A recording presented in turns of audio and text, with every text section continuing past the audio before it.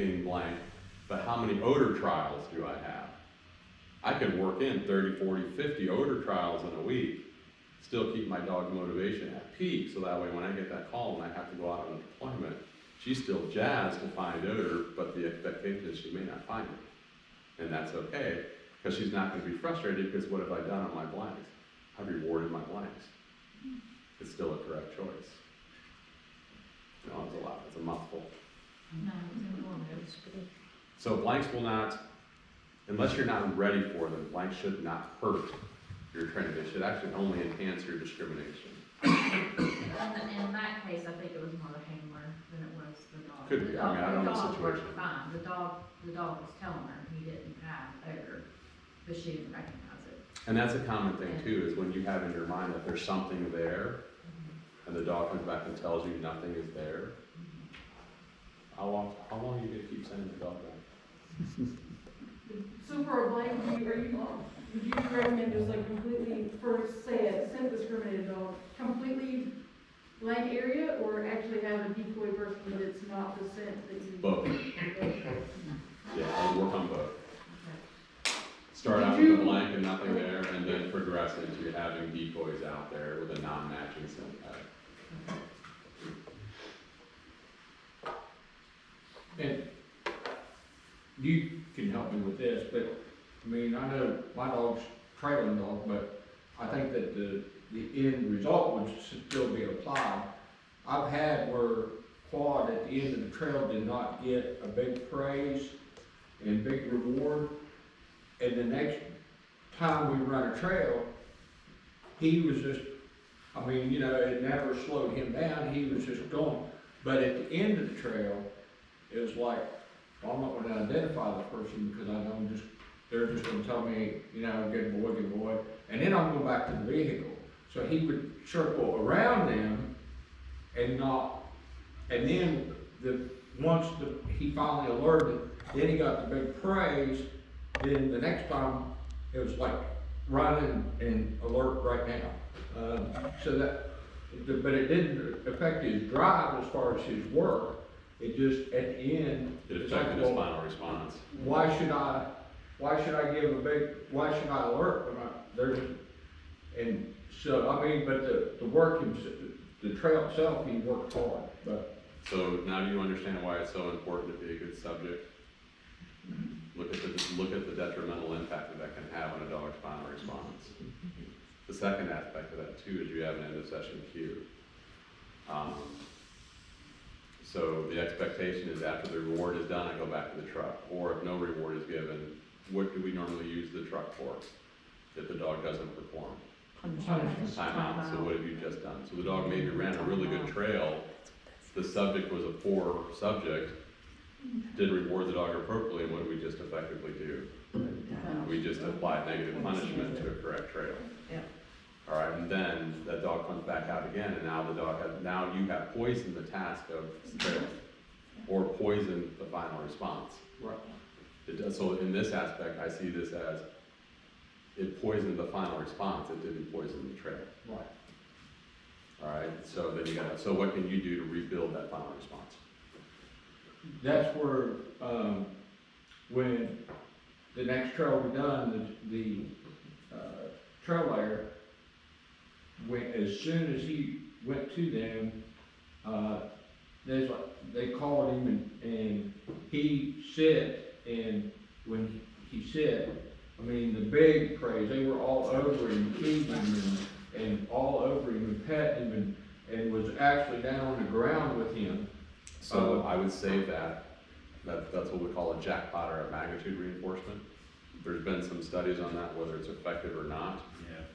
Kind of go back and forth with it. I tend to think that I've had more success with it when I'm really trying to drive home a new point. I've met a fork in the road and I'm having a challenge to get a dog over the hump. But once I get it over the hump, I use it sparingly. Right. But the other thing that I could do to really drive that behavior home is to get lots of repetitions for that behavior. So again, implement a speed drill at the end of your trail where that subject goes sit, boom, hey, and then they back up 10 feet. The dog chases and comes in and engagement, sit, get it again, back up 10 feet. And it's like bang, bang, bang, bang, bang, do that 10 times. and then they get that lavish praise at the end. So now you have got 10 repetitions for that final response behavior. Now you're building the confidence in that final response behavior. Right. Rather than just one, now you've got 10, Right. and that's gonna stand out. Yeah, I was just gonna bring up, it's duration, distance, distraction. You gotta think about training as duration, distance, and distraction. Distraction is always the last thing, okay? All your training is actually, you can divide it into little parts, okay? And you can actually, like what he was saying, you can almost train them in separation, and it's like a chain, you can then put them all together. And some people will be like, you can train whatever, you don't, there's not like you have to, I mean, there's back training, of course, which I think is the right way to do it, but you can train a specific behavior in total exclusion from everything else and get that good and get the repetitions in. And you want to do it with, depending what it is, you want the duration. You're going to work on the duration first. You don't work on duration, distance, and distractions all at the same time. Never. Okay, you should never do that until, you've got to think of it as it's three pie bar graphs. Okay, you've got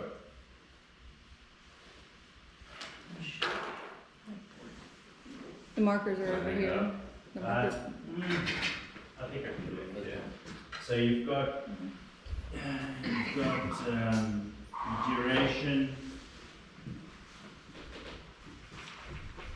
the distance,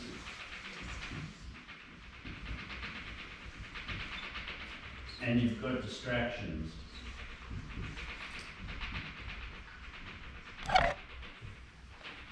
And think of this as a bar chart. So the first thing, I don't know, normally I think I work on duration. So if I'm working on duration, this bar graph over here, this is where distance is. This is where distractions is. Does that make sense? I work on that until, and I'm starting here with the duration, and I'm going, okay? So now I know this dog can work a 500-day-old trail. Okay, obviously not, but I know that dog is capable of doing that. So now what I want to do is I want to increase distance. Okay, so what do? I want to increase distance.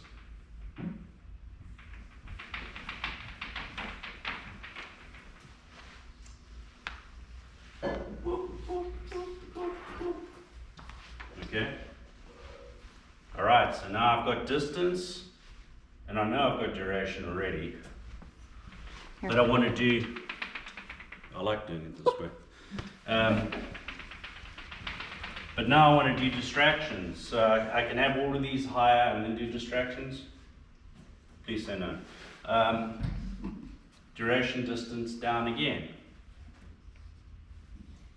Same thing. Boom, boom, boom, boom. So now when the duration is short, the distance is short.